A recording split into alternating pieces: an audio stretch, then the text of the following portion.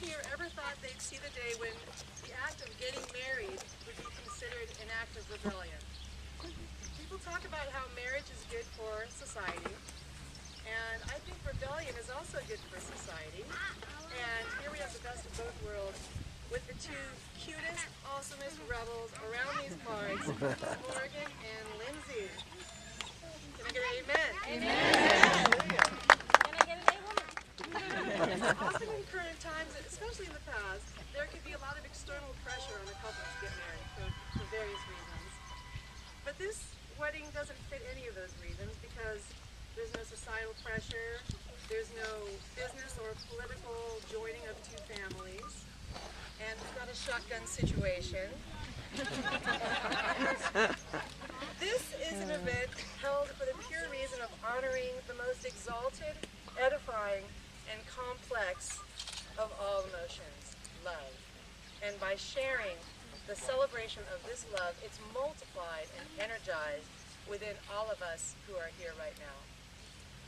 While many couples choose passages from Shakespeare or the Book of Psalms or Lord Byron, Morgan and Lizen really felt this passage from Sir Calvin and Sir Hobbes really expressed their feelings about each other. Calvin, what's it like to fall in love? Hobbes, well, say the object of your affection walks by and Calvin, yeah? Hobbes, first, your heart falls into your stomach and splashes your innards. All the moisture makes you sweat profusely, and this condensation shorts the circuits to your brain and you get all woozy. And when your brain burns out altogether, your mouth disengages and you babble like a cretin until she leaves. Calvin, that's love? Hobbes, medically speaking. Calvin, heck, that happened to me once, but I figured it was cooties. You know, we're all a little weird, and life's a little weird, and when we find someone whose weirdness is compatible with ours, we join up with them and fall into mutual weirdness and call it love. And here's a little bit about how Lindsay and Morgan fell in love. So Lizen went down to Portland to see friends' bands play, and that's when she met Morgan. Instant like. Lizen asked Morgan if she wanted to come up to check out Seattle for a day. And fortunately, Morgan had a really cool boss because that one-day tour became a 4-day date, which started a 2-year conversation that I'm sure they'll jump right back into as soon as all this is over. And instant like became love at a pretty good pace.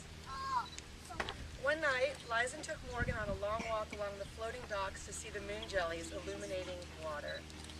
Morgan knew she was in love. And Lizen soon had her sights on making it official. As much as she wanted to do it all stealth, Lizen is, as Morgan put it, the worst secret keeper. She gets so excited, Morgan said, like a terrier.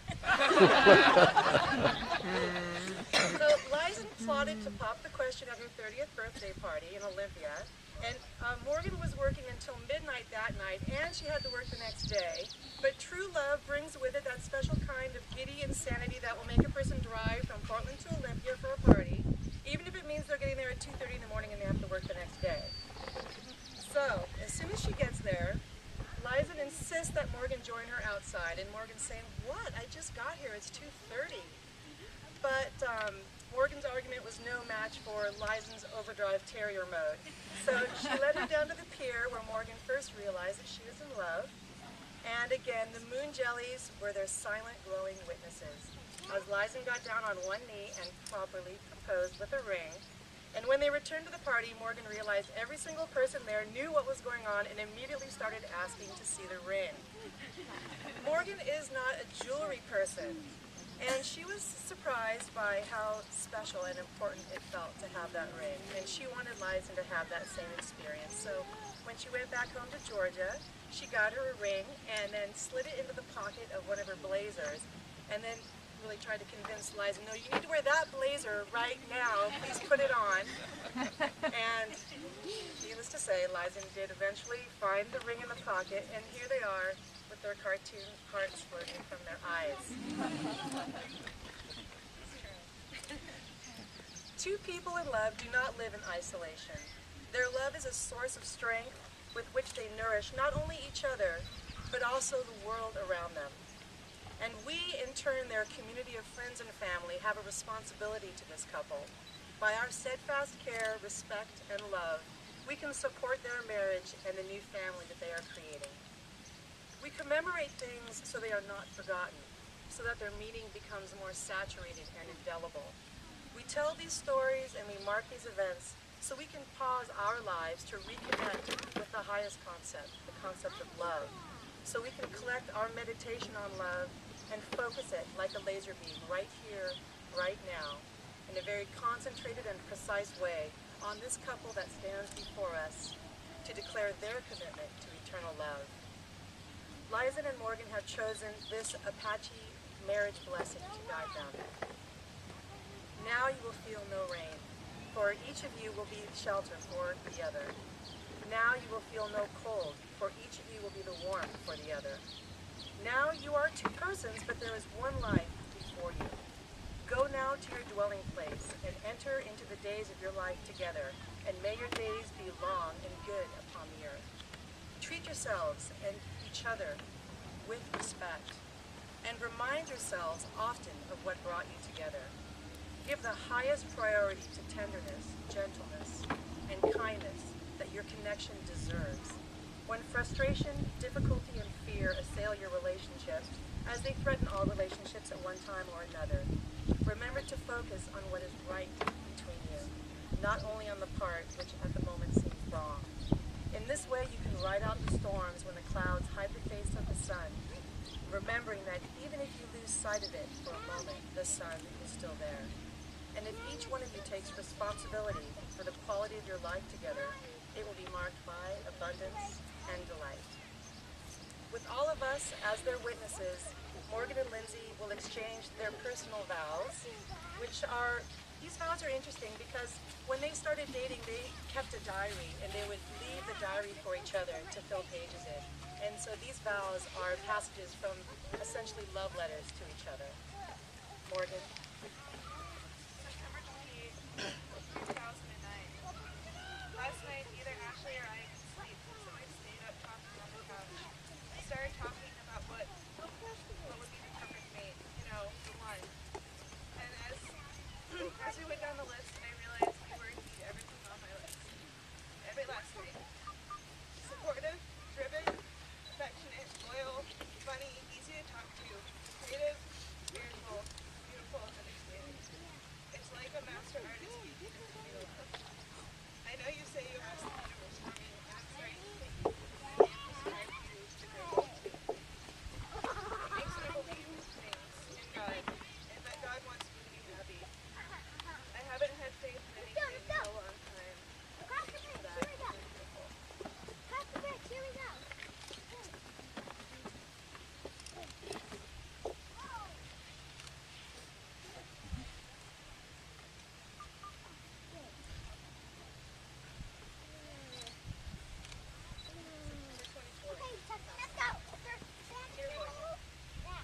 I've never been with anyone who inspires and supports me in the way that you do. I think this is the love I have been waiting for all my life to feel. I've done so much wrong in my life, mostly because I've just been accidentally living, doing what came in the moment. And I've never had anyone or anything to truly live for. But your love and trust and faith in me and my abilities as a human being make me want to live life to the very fullest, to experience, feel, taste, smell, touch all that this world has to offer. You inspire me to live my life honestly and free of guilt for being alive when so many I love have died. You free my spirit in a way that no one has ever been able to. For this freedom and love, I owe you all the sweetness in my heart, and I promise to give it to you. Now we have a special guest of honor to bring the rings.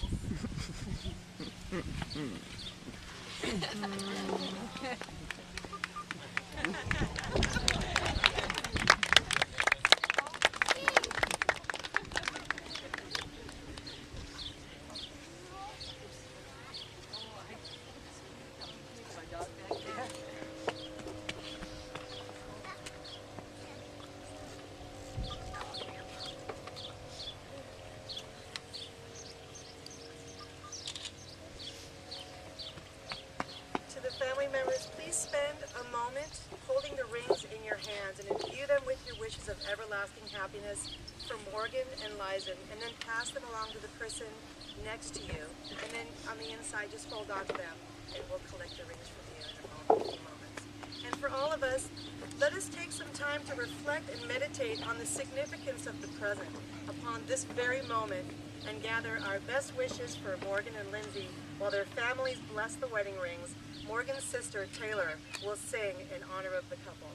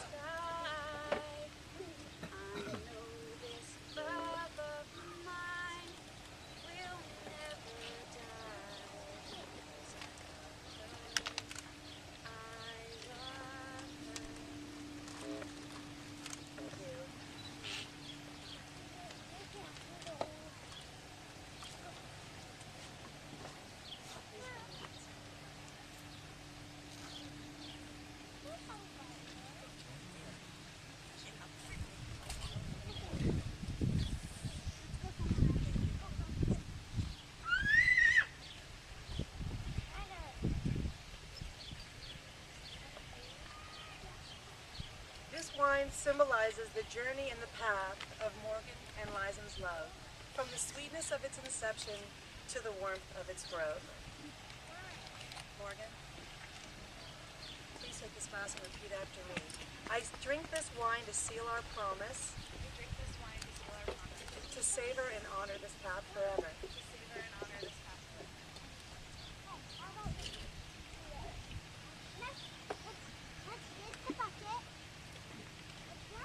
I drink this wine to seal our promise, to honor and savor this path forever.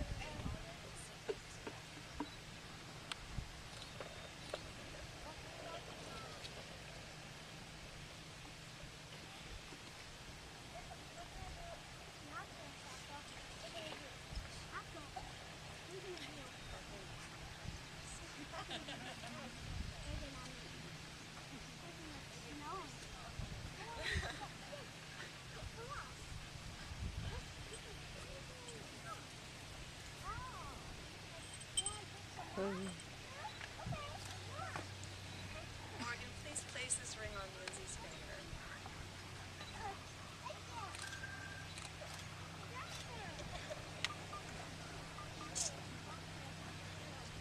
Lizen, please place the ring.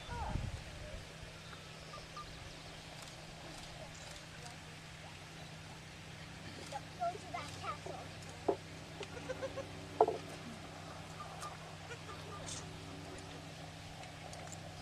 Morgan, do you take Lizen to be your unlawfully wedded wife? For richer or for poorer, sickness and health till death do you part. Lindsay, do you take Morgan to be your unlawfully wedded wife in times of joy and sorrow, for richer or for poorer, in sickness and in health till death do you part? By the power vested in me by an authority much higher than the state of Washington, I pronounce you joined in matrimony. You may now kiss